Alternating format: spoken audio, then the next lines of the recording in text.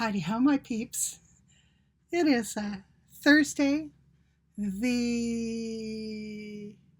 What's the date, honey pie? Hey, Grant? Yeah. What's the date, baby? It's The 20th. What? Thursday the something. I don't know what Thursday it is. the 20th. It's the 20th. Thank you, honey. And I just uploaded my snooty video about the hat hood thing cowl deal that I made for Leanne, and that just didn't feel like enough. I have nothing really to share of any substance. I don't have a Dollar Tree video to share today or anything like that. I just wanted to talk to you guys. And so I thought I would just talk about a few things that I've gotten in the mail recently and what I've been doing. Today, I went and got a Christmas tree. I wasn't going to do Christmas this year, or just do it very minimally. And the closer we get to the 25th, the louder I can hear my mother in my ear. She always whispers in my left ear. And she has been whispering quite loudly that I needed to get up off my lazy ass and put Christmas together. My mother never let a Christmas go by that she didn't do something. She never said, oh, I just don't feel like doing Christmas, and then didn't do it. She felt like Christmas was a duty, but a pleasant duty. It was a gift, let's put it that way. My mother's Christmas, decor, presents, food, the whole 9 yards, it was always a gift. And she gave it unfailingly every year, except for the last year. She couldn't get out of bed during that last year, but every year thereafter, before she had done it. So I can hear her getting after me for not being dutiful about Christmas. That duty never came with any guilt or anything like that. She's not trying to guilt me into it. Rather, she's saying, doing Christmas every year is part of who you are. It's part of who I am. It's part of who I have been all my adult life. I've always loved doing Christmas. I loved doing Christmas with her as I was growing up. So in large part, maybe 51%, I'm doing this more for me than anybody else. So I'm doing it. So I've got a little tree over there. See if I can see the tree. It's coming up out of Grant's head right there. There's our tree right there. And I'm going to leave it sitting on the coffee table. I will be decorating it tonight. Nick's going to help me decorate it. And I'm going to clean off my table, put my tablecloths back on, do a little pickup of the house, maybe a little vacuum, call it done. So I do have a Christmas dinner planned. It's going to be ham and then whatever vegetables and stuff we have lying around. I'm also going to make another one of those roll cakes, only I'm going to do the pumpkin cake that I made that you don't use a boxed cake mix. You make the sponge cake that's a little more involved than a regular cake. And that really is the secret to the thing just hanging together. So that's going to be my special little, Christmas dessert. Although I still need to do the Dollar Tree video where I make all the Dollar Tree cookies that they had in packages. There's also a pumpkin cheesecake that they had packaged. I want to make that as well. So I'm going to do an array of cookies, and I will probably give them to neighbors and stuff like that. What else? Okay, so that's what's coming up. I want to show you some of the things that I have received in the mail recently. Some I've ordered and some have been gifts. So in no particular order, I want to start with this guy. How many of you know, remember, or still collect the Anna Lee dolls? These, I never really knew about these until I was a teenager My sister's best friend, Jackie, collected these Anna Lee dolls. They come in all different kinds of things. This is a like a tabletop um, Christmas decor, Christmas zebra. They also make them smaller that you would hang on the tree, although I imagine you can hang this guy on the tree too as well. But look at his worried little face. Look at that. He is so worried. He's afraid of something. He's got his tail tucked between his legs. This zebra knows something we don't know. When I saw him online, he was $10, and he's the 2017 edition. They've been doing these, I don't know how many years they've been doing the zebras, but every year they do a new zebra in a new pose, probably with a different hat. I don't know. Anyhow, this guy was from 2017. He was $10, and I simply couldn't say no. I saw that little face with those worried little eyes and that little mouth that just isn't sure. Something bad's going to happen. He's not sure what, and he's not sure when.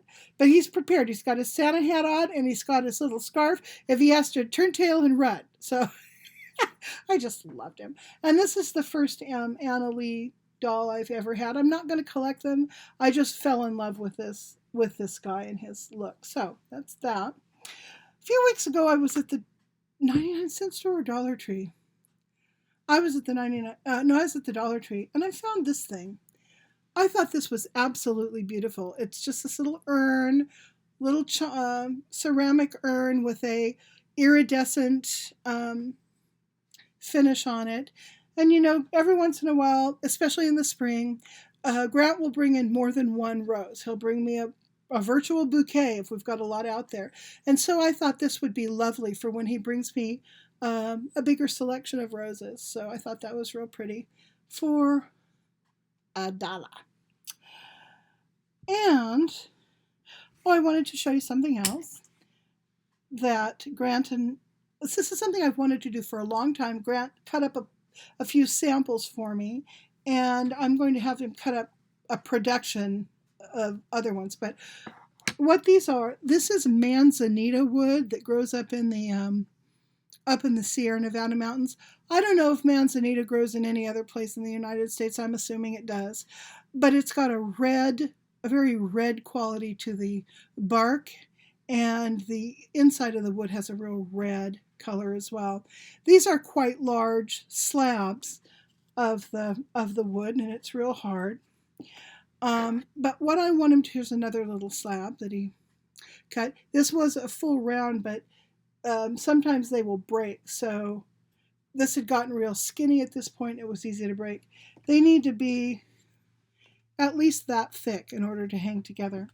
Anyway, what I've wanted to do forever is make buttons out of Manzanita. So he'd get maybe like a 3/4 of an inch to an inch probably 3/4 of an inch to 2 inches, but right around 1 inch is probably a really good size diameter.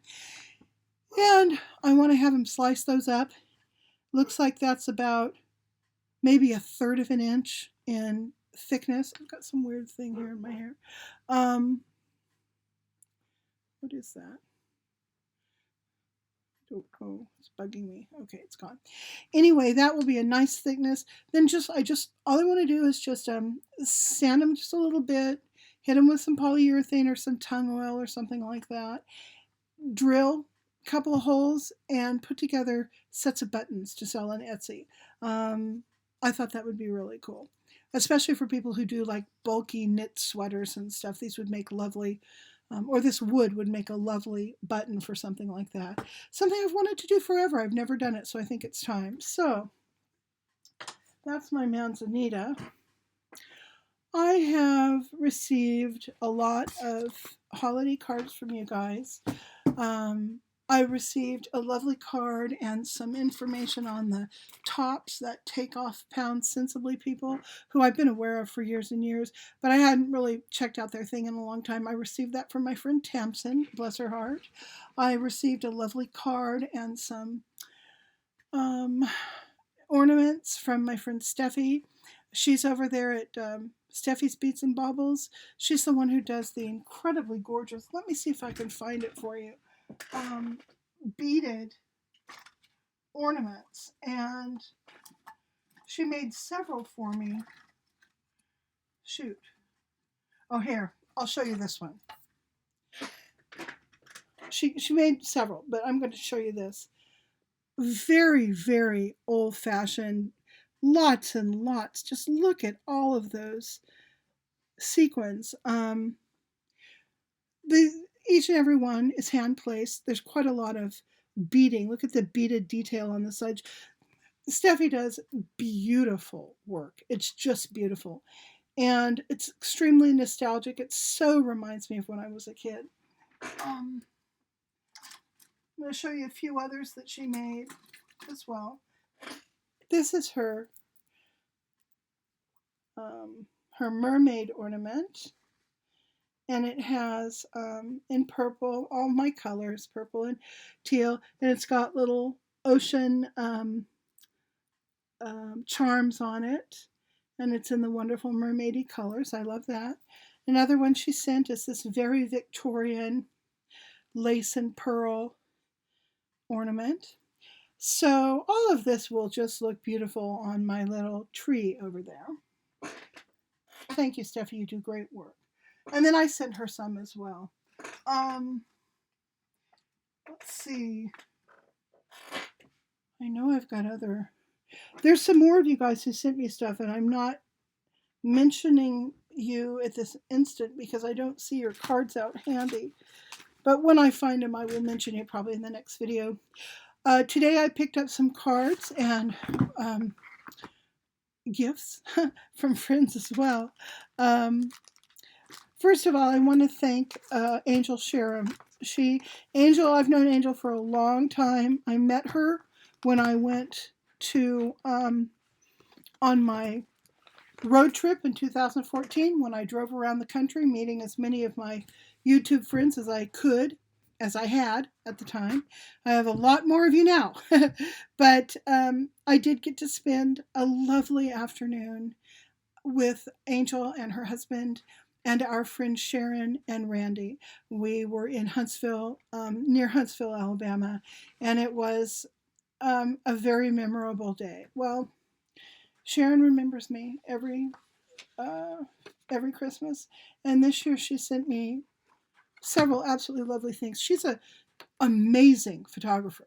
I love her photography. Well, this is one of her photographs. This is what they made their Christmas card with this year.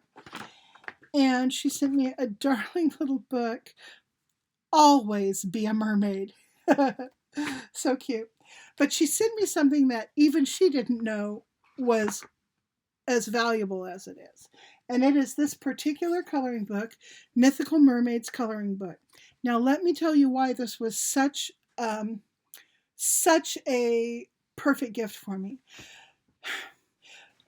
Some of you guys know that I may end up going back into business with a retail store, doing craft supplies, doing craft lessons, because there's lots of little crafty things I know how to do. I would run my Etsy store and my eBay store out of this location as well. Possibly even run a tea house, depending on if I can get help in my store.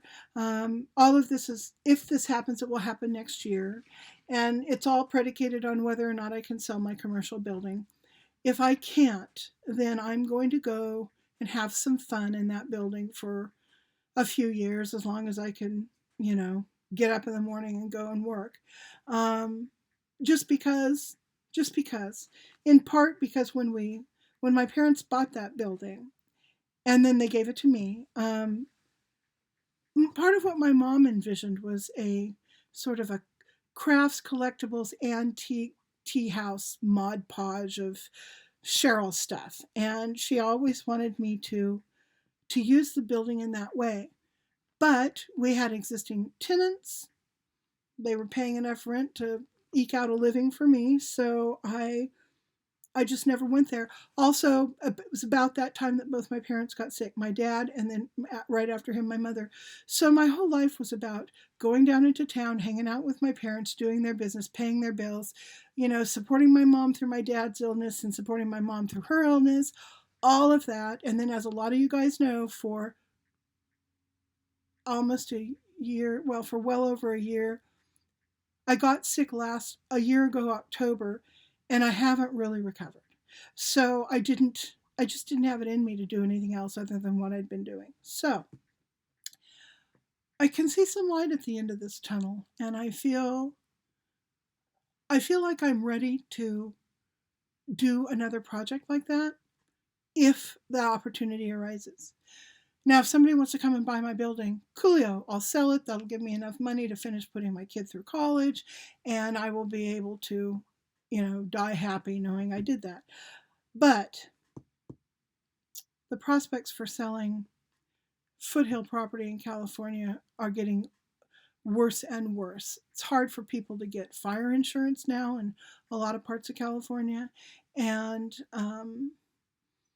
for some reason, people don't seem to want to move up to the foothills and live. I wouldn't live in the city. This is the only place I would live. Every time I have to drive to the city, it depresses me. But up here in the foothills and in the lower mountains of the Sierra Nevada, it's just so beautiful. I don't understand why people don't want to live here. I mean, I wanted to live here since I was a little kid, and when I finally bought this property, I felt like I had come home. And the only thing that will chase me out is running out of water or being burnt out. Those are the two things. So anyhow, back to this. So I've been thinking about names for my business, and it's going to have something to do with mermaids. So it's going to be heavily a mermaid, shells, pearls theme to the place. There is a business over in Pacific Grove that is heavily mermaid themed. It's my favorite store to go to. Love that place. And so I kind of wanted to riff off of that mermaid theme. Well, I envisioned in my head a big sign, a 6 foot tall mermaid, and the name of the business and all of that done on a piece of plywood. And in my mind, I kept thinking of the Art Nouveau artists, Mucha, I think is how you pronounce his name, Beardsley, Toulouse-Lautrec, although he's a little earlier than these people I'm thinking. Those illustrators that did the very iconic Art Nouveau illustration. Okay. I could just see this female mermaid, well, obviously female mermaid. I could just sort of see her, how she would be posed and what her face would look like. And I looked at picture after picture after picture of mermaids, and I haven't been able to find anything that represented the style of what I want it to look like. I want it to have a very Art Nouveau look. Well, the mermaids in here, I would have a hard time choosing a pose. They are all so Art Nouveau-ish. Like her. She's wonderful. I love the mermaid. I don't think I'd have her. I don't think I'd have a human with her, but I like her pose. I like the pose of so many of these mermaids. I really like this one's pose. And although I haven't come up with a name for the business, I know that this mermaid thing is going to be the motif of the business. I really like this one too, how she's sitting. I could have her sitting like in a big clamshell or something with the name of the business all off in this direction. I could do that. I probably will have more than one mermaid, but I want one specifically that's the one that's on the outside of the building, the one that you see. So anyhow, there's quite a bit in here that I can choose from. And then I can take these illustrations and then make my own illustration using this as I won't copy any of them, but I'll kind of use it as a guide. So anyhow, Angel, you always end up giving me the right thing every year. Thank you, sweetie. I also want to say another word about Angel. We're on a day-to-day prayer chain with our friend Randy, who Angel and I had lunch with Randy and his wife Sharon. Randy has end-stage stomach cancer, and he's on hospice. I don't know how he's doing right this minute. It's sort of a vigil at this point, and so say a quick prayer for my friend Randy that he's not in pain and that his family is given the strength to get through this with him. Um, it's been a it's been a sad and devastating time. Um, I'm particularly concerned about his wife. They've been together since they were 14 years old. They're in their 50s now, and she has health problems. So he has always been her rock. So her life is going to have some jolting changes in it, and you know, just keep them in your prayers. Another thing I want to show you that I received is, oh, I got my hair color. Okay, I've decided to do the rose gold. I've used this Sparks company before. I seem to recall that it lasted a long time. Now, my guess is that it won't, because reds just don't last all that long. The reason that my purple has lasted so well, two reasons. One, this is formulated to cover dark hair, so this was a permanent color. It's faded to this interesting kind of all these different colors, and I think it's lovely. But you can see how much of my hair has grown out since I did the permanent color. I mean, that's a pretty good amount of grow out. I don't know how well this is going to take on gray hair. I know it does better if you strip your hair color and then come back with this color. I'm not willing to strip my hair color, so I'm going to go ahead and use this. And I also bought this stuff.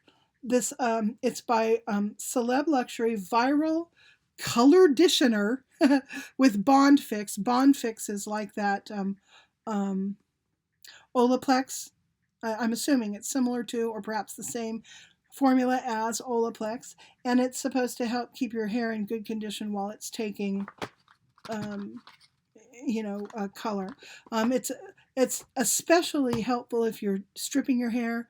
You always want to make sure that your hairstylist uses Olaplex with the with the lifter that she uses to take the color out, because that really does make a difference in keeping your hair in good condition. But this color conditioner stuff, it deposits color with every use. So, and they have it in tons of different colors. You can also get the shampoo. And what they suggest is, okay, so let's say you've stripped your hair out, you've had it colored with this stuff, it's beautiful, rose gold color. What is suggested is that you use the shampoo. Every other time you shampoo, you use the color shampoo, and then you use a hydrating shampoo the next time. Then with this color conditioner stuff, every other time you use a conditioner, you're supposed to use this, and then there's another conditioner that's the companion of this that you're supposed to use on the other times. I thought I would just see if this combination of stuff helped my hair color stay longer. If it does, then I will probably invest in the rest of the system. So we shall see. And I did have someone ask for a hair color video, so I'm going to do this on video for you guys. Well, at least this part. And when I do use this the first time, I'll do a little video about that as well. So, okay, so that's that. I want to say thanks for some Christmas cards. I got a big old clutch of them today. Where's my glasses? Where's my glasses? All right. This came from Sharon May. It's a lovely little Santa, believe. I think it's just so sweet. Sharon May has been a longtime subscriber. So it was so nice to get that from her. This came from my friend Cynthia. And I think it's absolutely adorable. I love it. Snowman, yay! Thank you, Cynthia. This came from my friend Judy. Judy and I are mermaid soul sisters. She and I both have the same feeling about that whole thing. So she sent me this beautiful card. It's not a holiday card exactly, but as far as I'm concerned, it's as good as. We've got a fairy and a mermaid hanging out, trading secrets. I thought that was wonderful. Thank you, Judy. Okay, what else do we have? Oh, this is from Mary Salvato. I love Mary. She comments on almost every video. She's so sweet. And she sent this home for the holidays. I think it's just a lovely thank you, Mary. I just love it when people who comment on my videos often, then I get a Christmas card from them. It's like I feel like I've got my arms around all these people. It's just so sweet. I received, okay, I showed you what I got from Angel. Now let me show you what I received from Liz Beth. Liz Beth sent me a gift, and it is a marvelous gift, and it actually has a backstory that Liz Beth doesn't even know about. Okay, so I open up my box from her, and here's a marvelous unicorn with a pink horn and a beautiful purple and turquoise mermaid. Love them, love them. Now, I think these are from Five Below. Now, let me tell you why I love this so much. You guys know, you should have noticed by now that I generally sign my comments to you with a mermaid and a heart and a unicorn. So it's, let's see, there, mermaid, heart, unicorn, all right? Well, here's what it means. I'm the mermaid, the heart is love, and the unicorn represents my husband, who is a unicorn. You're not going to find anybody like my husband out there. They broke the mold on that guy. So mermaid heart. I never heard I was a unicorn before. You are. So mermaid heart unicorn, basically just, it's like, Cheryl and Grant is what it means. So thank you so much, Elizabeth. That just has more meaning than you knew that it would. Okay, so those of you who sent me other things, wait, I found a couple more. All right. That's from family who you wouldn't know. That's from my realtor.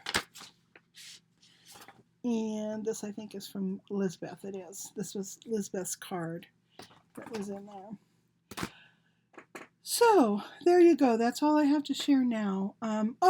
So I've sent out some of my Christmas cards, most of the ones that I had, and I was looking around for cards. Well, Grant, just like I inherited my grandparents and my mother's leftover stationery, well, Grant inherited his family's leftover. So I found a big old clutch of Christmas cards. So I am getting those ready to send out as well. I'm not doing a Christmas card to everyone this year. I didn't do it. I did it last year, I think. Maybe it was the year before. And then for a few years, I made handmade cards and I sent them to everybody. Yeah, that costs a chunk of change to do it, but I love doing it, and I will probably do it again. But I haven't been able to face it in the past couple of years. It's just been too much. So instead, what I'm doing is I'm sending out cards to a certain group of you, people who I know send me cards, and then as I get cards in, I send a return to say thank you. So that's how I'm handling the card thing this year. Still working on the instructions for the Snooty. I'll probably have that out right after Christmas, I'm guessing. Let's see what else. Is there anything else I want to share? Oh. The bowl of ornaments is becoming depleted. We have fewer and fewer ornaments living in our little bowl. And that's because the ornaments got together a few days ago And they sat me down and they said, "How come we are still in this bowl?" And I said, "Well, I thought you were happy living in the bowl." They said, "We are, but the whole point of our existence is to be given away. We need to go to our forever homes."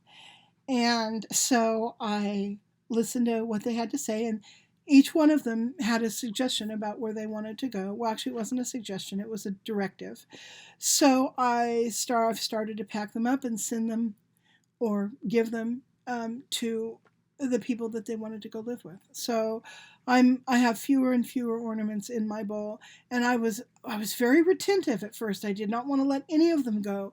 I didn't want to let Ralphie go or any of his clones. I didn't want to let the snowman go or any of his clones. I didn't want to let Ooga Booga go or Merkitty or any of them. I wanted them to stay here, but they didn't want to stay here. So who am I to make the ornaments stay in the bowl? They knew what they wanted to do. So they are rapidly finding their own homes. What else is going on?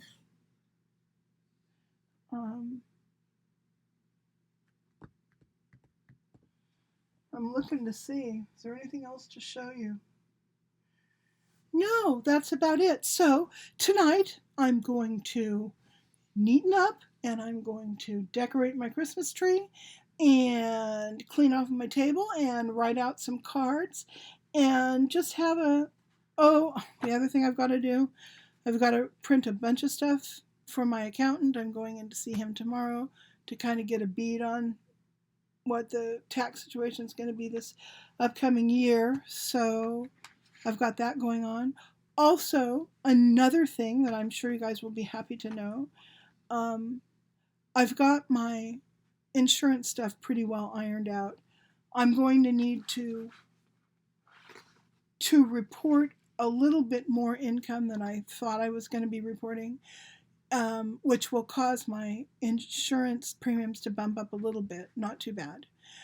And so I will be officially insured with a good insurance plan with Kaiser and Delta Dental by the first of the year. So, first few months of this year is going to be spent going in and out of Kaiser. I have to have everything checked. I need to find out why my thumb doesn't, well, it's sort of working a little bit, but it just kind of clicks back and forth.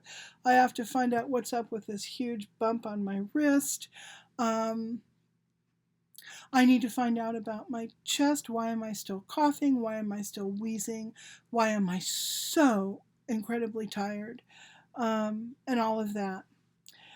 I don't believe in self-diagnosing, generally speaking.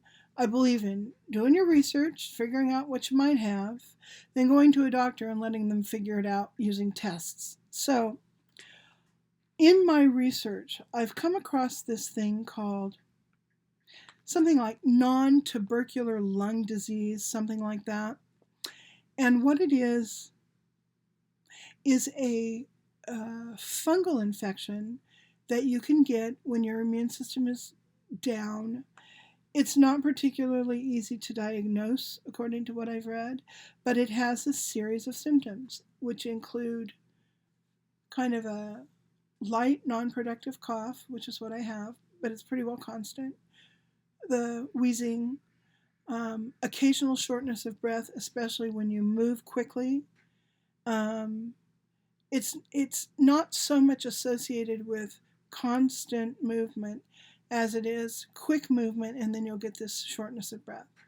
Fatigue, generalized body pain, fevers, low-grade fever that comes on and off, and weight loss. Now, the only thing there I haven't had is the weight loss. Everything else I've had for a year. So, I'm going to see if they can't test for that as well as for valley fever, because this is acting like valley fever, which is also a fungal infection that's very common with people who live in the southwest United States and in California specifically. It lives here in the soil. So if you've had a very dry year and you're out working in the fields or going through dust storms or whatever, you have a a chance of picking it up. A lot of people who were born and raised here have immunity to it, but certainly not everyone. So we'll see. I'll get this figured out. And that's what's so exciting, is I get to get it figured out finally. So yeah, that's about all I have to tell you. The next video that comes your way will probably be the dessert video, the boxed desserts from the Dollar Tree video. And then I will probably have the snooty instruction video finished. So you'll probably see me next in the next few days with one of those. So on that happy note, I hope everybody's doing well, and I will talk to you guys again soon. Bye.